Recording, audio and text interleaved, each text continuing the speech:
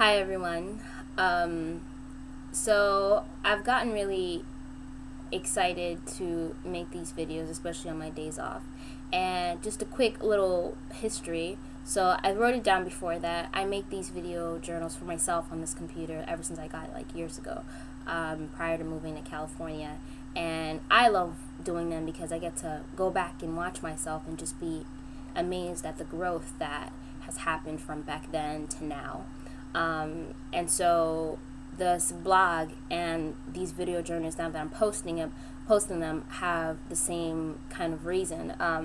I made this blog as a place to put, my writing and just being expressive outside of just myself, of putting it on a platform, being able to like go on a website and look at my stuff, even if it was just me. At first it was just me following it, and then I got more comfortable and wanted to have other people just so I could be a lot more brave.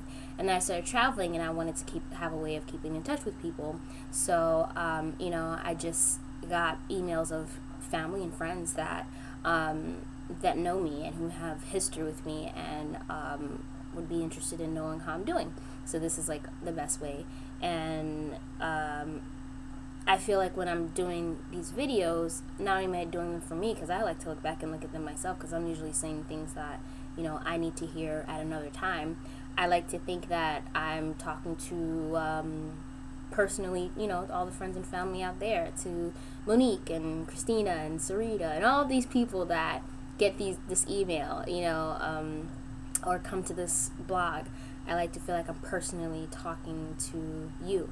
So I've been doing this thing every day ever since Paris, doing a lot of work, doing a lot of like self-love work, and really starting from the bottom up of scraping out all the old thoughts that don't serve me, all the old things and beliefs and things that do not bring me to a higher, happier place. It just keeps me stagnant, and throwing all that away. And Paris was a lot of work and a lot of upheaval, and I'm very happy that I did that work. It was so necessary. I would not have been able to be here in Barcelona without doing that work. So it was day after day of just like deep going into thoughts and like ripping things open that hurt and past, and just really facing them and taking responsibility for all the hurt that I've had in my life, and knowing that I create my existence, I create my experiences, and a lot of things that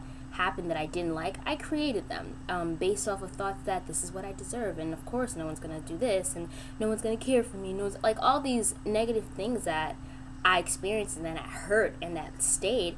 I had to realize there's beliefs in me that really believe that this is what was gonna happen and this is what I deserve.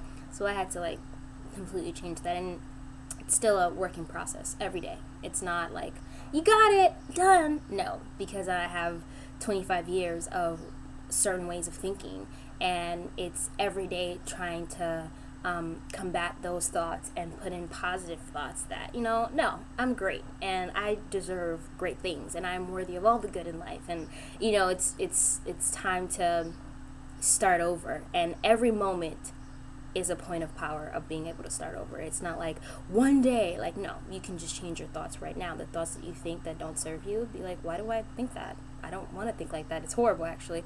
I want to think this, and this is what I want. So that's what I do all day, every day, is literally walk around and be like, I don't like that thought. I don't like that at all. I don't like that feeling. Okay, I don't want it. I want this. Yes, this makes me feel good. And I'm walking around with that. And it's helped. And I've always had a level of this all of my life. If you know me, it's always been, I'm thinking great positive things that are down the line that have never happened, but I'm like, yeah, I want it, and it's going to happen. Moving to California, not knowing if I had a job, buying a ticket to Paris a year in advance, and I remember someone telling me, you bought it a year in advance? You knew in a year that you were going to go to Paris? And I'm like, yeah, I just knew. I saw myself in Paris a year before, and there was nothing that was going to be in the way of that. I just saw it, and having everything play out to make things happen that way. So, and even Barcelona, I was going to go to Portugal first, and Portugal didn't work out, and when Portugal didn't work out, I was very intentional. I was like, I want a beach, I want this, and I want that, and I want to be around great people, and I want to make lifelong friends, and I want all these things, and it happened. I live across the street from the beach. Everybody in this house is amazing. It's called the No Worries Villa. Okay? Couldn't ask for something better.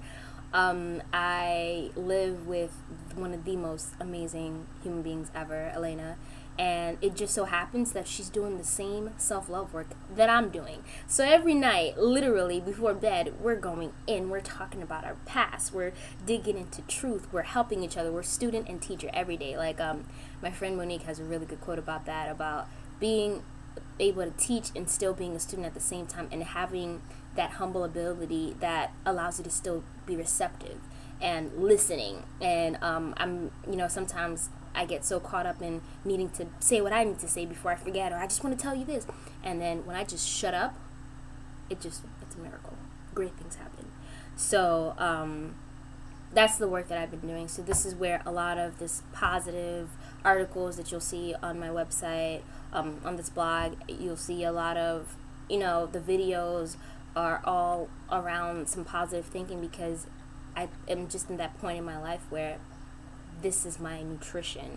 This is what is sustaining me, and throwing away all old thoughts that just don't work. They don't serve me. And you ask yourself that when I started doing the work. It's like, why do I think things that don't make me feel good, and I still believe them, and I support them, and I go around like, yeah, this is true, and it's like, that hurts, but I'm still believing in it, and I'm like 100% behind it. So today I'm going to read you a daily guide, which I get from the Science of Mind, which is like amazing. Science of Mind.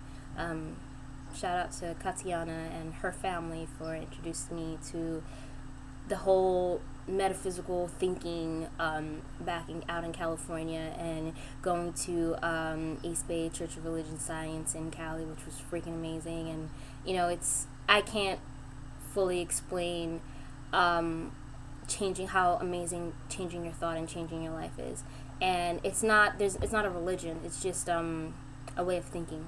So, and I've been to like all the religions you can think of, and have gotten so many amazing experiences from all of them, and grabbed a lot of things, and to come to a place of, dude, change your thinking, change how you think, and know that you have control over your life. You are in control. You are the conductor. So start taking responsibility of that. And if you want something, go after it. If you don't want something, don't go after that. Don't think like that, and don't have those things come to you.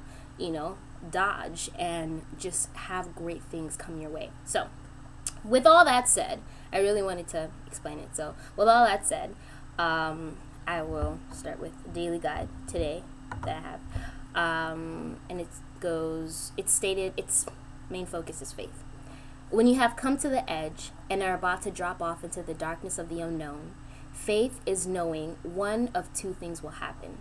There will be something solid to stand on, or you will be taught to fly. Awesome. When you analyze faith, you find that it is a mental attitude against which there is no longer any contradiction in the mind that entertains it. So, those two things are just like the starting point. So I'll give you some time to think about that. And the main story is, at some point in life, everyone is brought to their knees. Eventually, we each come to a place where everything we've tried has failed, or everything we've known is no longer applicable. It is in this place that we find spirit. When we come to the end of our inflated and insignificant ego achievements, we find ourselves standing in awe of the sacred life of the universe. It is here that humility and faith meld within us to form a confidence that all is well. Sometimes we find our faith by losing it first. Some circumstances come along in life to challenge us. At first, we are afraid. We ask, why me? And then, after our knee-jerk human reaction, we realize we have a choice. Will we fall victim to our circumstances, or reach down within and find the faith to overcome them? Every challenge brings a gift hidden within.